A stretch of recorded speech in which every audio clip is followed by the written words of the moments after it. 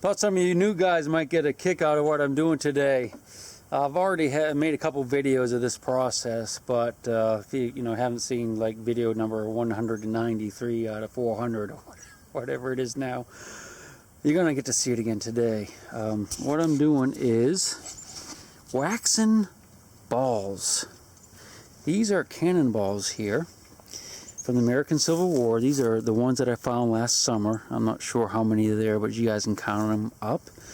And I have a bucket of boiling hot paraffin over here. You can see it's up to about, I see that, it's about 220 or so. It's about 220 right now. I'm going to let it get up to about 275. And this is full of cannonballs already.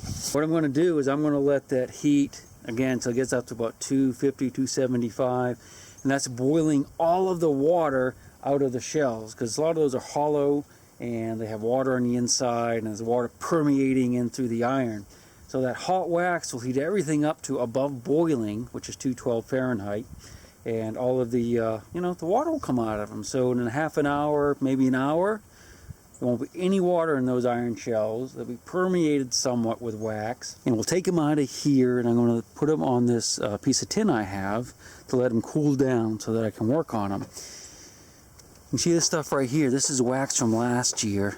And the reason I put it on metal is because when the wax hardens, see how it comes back off again like that? These pieces? Then what I'll do at the end of the day is I'll gather all these little pieces of wax up and put them back in the pot. So we don't waste any, because you'll waste a tremendous amount of wax if you don't constantly trying to save as much as you can. When I take these out, I'm going to lay them over here. We'll take a quick peek at them. I'll show you when I put these back into here, and you'll see what they look like when they come up to heat. In the beginning they don't boil as much. It's like big bubbles, and the bubbles get smaller and smaller.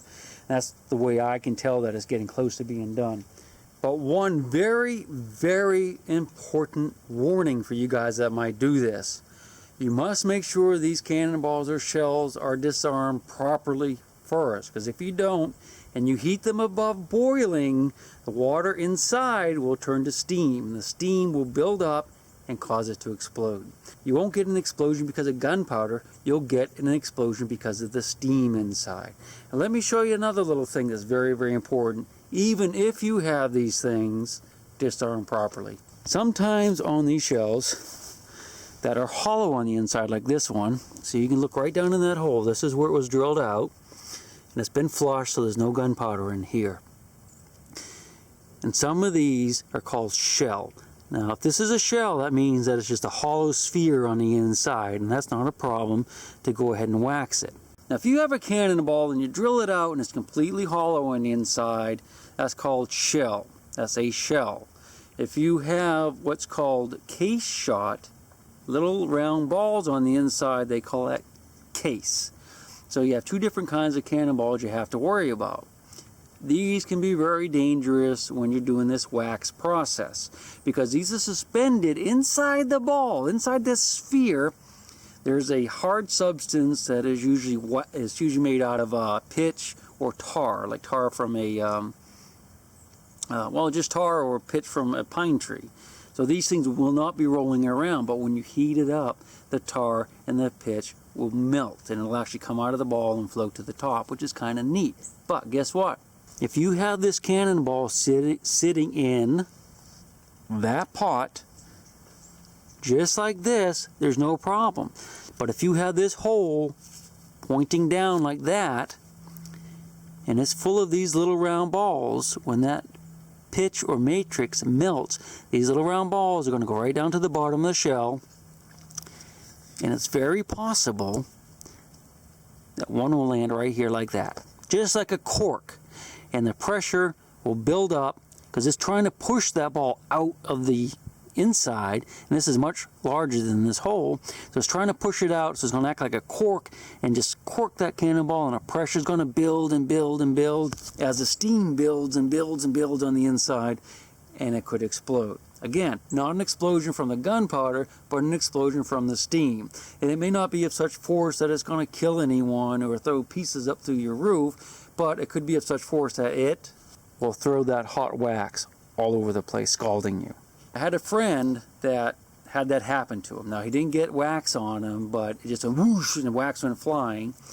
And he thinks that it was a cavity in the iron maybe that did that. And it's very possible. But I think, having done this and witnessed almost getting blown up, that it was most likely a K-shot ball that rolled down and plugged the hole on the inside. So I always set these in by themselves, or not by themselves, but so that the hole is facing up and it cannot roll either way. I brace them with other things around the sides. Very important piece of advice. We'll check on that in a few minutes, and I'll let you see what they look like. Alright, so let's take a look at it. It's been about 45 minutes. You see it's up to about 250. The bubbles have really slowed down. This foam was right up to the top for a while, but it's settled back down now. So let's go ahead and turn it off. This is just a propane tank right here. This is a special kind that goes on my camper. Actually, it lays on its side. So we're just going to turn that off. I keep that over top so that the wax doesn't splash on it. Okay, so what we're going to do is take these big tongs and we're going to... Ooh, I guess there's an old candle in there, huh? I forgot about that.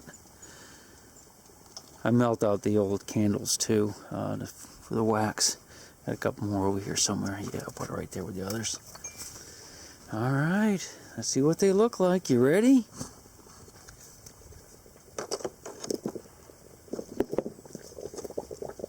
They're bubbling. Make sure you dump out all the wax without splashing on yourself. You want to save as much as you can. What we'll do is just set this right over here and let that cool down. It'll take about an hour or so for it to get to where we can handle it. Alright, I'll go ahead and pull the rest out, set them over there, and we'll pop them inside. Okay, so I got the first batch out. We're going to let them sit here and cool off. They're really too hot to touch right now. And you can see they're already drying out good.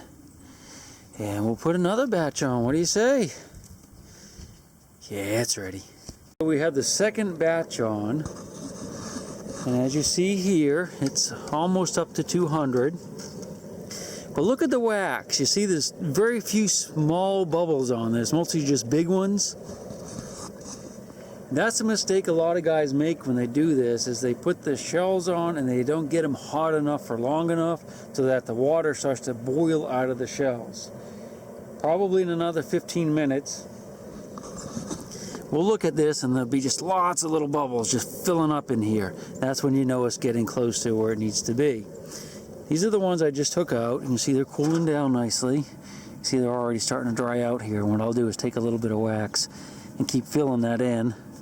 Except, ow, I'm going to use a brush instead of my finger because it's really hot.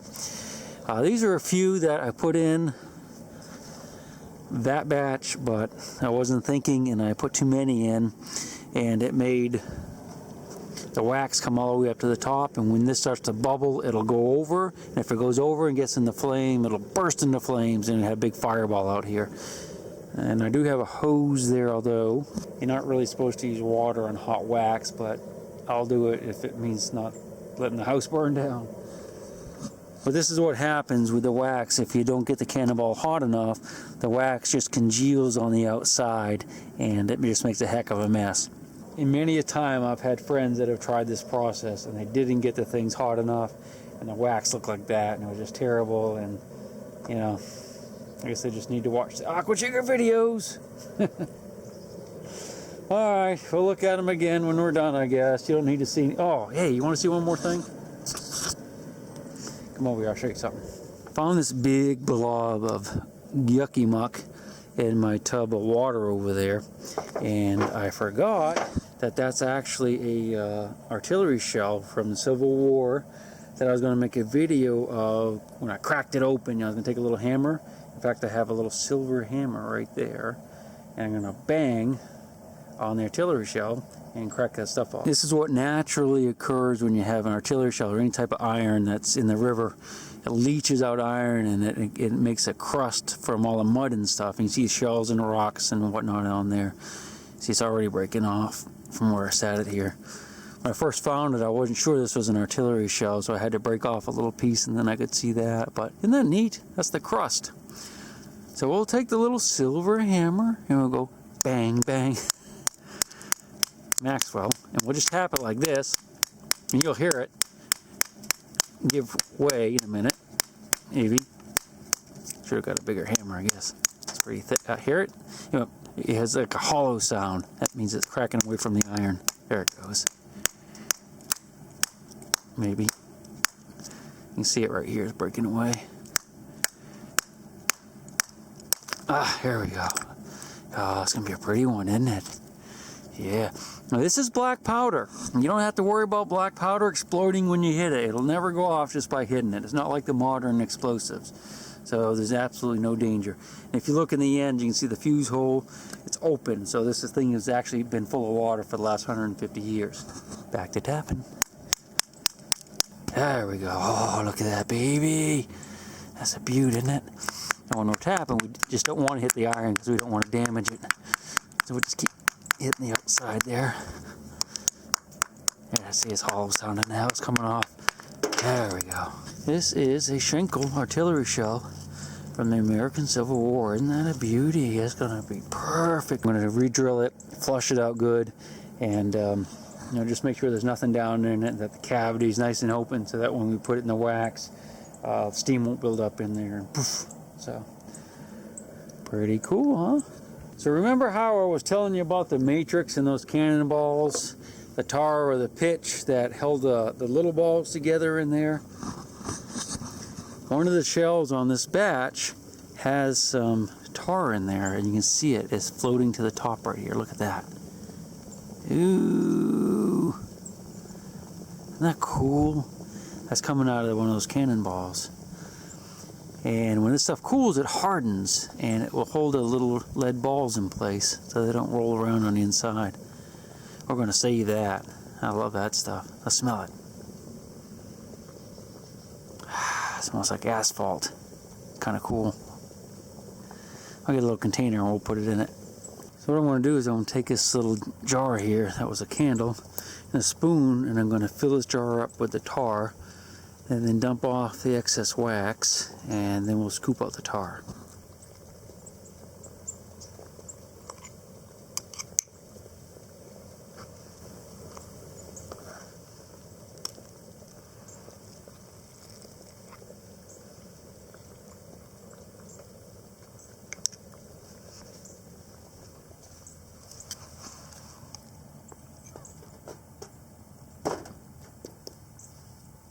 Isn't that beautiful? That's so cool. And the neat thing about that is when that's hot, or you know, you put some flame to it, you can really smell it. And that was probably an odor from the battlefields of that era that you'll never smell again. That hot tar and pitch smell that, you know, was burning with the sulfur. You can just imagine yourself being on the battlefield, smelling the odors. Those some of the odors that they were smelling that you just don't really, you're not exposed to anymore. So I always like to try to gather that stuff up and save it. And again, that's like the asphalt, that's a tar. But you also find the pitch, which comes from pine trees, and it smells just like pine. It's really cool. But that's just tar right there. It's kind of gross, but I love it. And we'll let it keep bubbling, and I'll get the rest of it off of here. And I think we've got one more shell over there that might have some in it too, so we'll have a nice pile of it when we're done. Oh boy! Well, this is kind of interesting. I think it's this big 20-pounder here that had the tar in it. Pretty sure. That's the first time I've ever seen that. This is a Confederate 20-pounder. Yeah, sure enough. Look at that, oozing out the back. That's where I drilled it, up through there. And it's still oozing pitch, huh? Or tar. Usually the Confederate balls have the pitch in it. It's like, smells like pine, but that's definitely tar. I'm gonna put him back in and let him cook for a while longer and try to get some more of this stuff out of there. That's a first for me though. Man, it smells good though. Wow, that's awesome. Hey, they're coming. Alright, I guess that does it for me today. I'm on my last batch. It's starting to snow a little bit. It's cold and the wife's home, so I'm going to go ahead and shut her down. It's up to about 250, 255. I'll take these out, put them on the tin, and let them dry out a little bit and cool down. And dry them off and bring them in. In the meantime, I'll just show you what they look like right now. Now, I'm going to make another video probably pretty soon. Once I get them all cleaned up, I'll put them on the pool table in there. And we'll look at them real close, and I got some really cool shells this time. Got some rare ones, so it ought to be interesting. But let's go inside and look at the pilot right now. And this is what I have so far. Like I said, there's a few more in the pot, but these will clean up nice. They're still quite warm, and I'll clean them up and brush them, and they'll look good when I'm done. And we'll put them on the pool table. Look at that. Look at the bad castings on it. Isn't that cool? That's the Confederate ball right there. Alright, that's it for me. I'm cold. I gotta go in. I can't believe it's March and it's gonna snow tonight. Supposed to get a couple inches. I'm ready for spring and the Moki boats.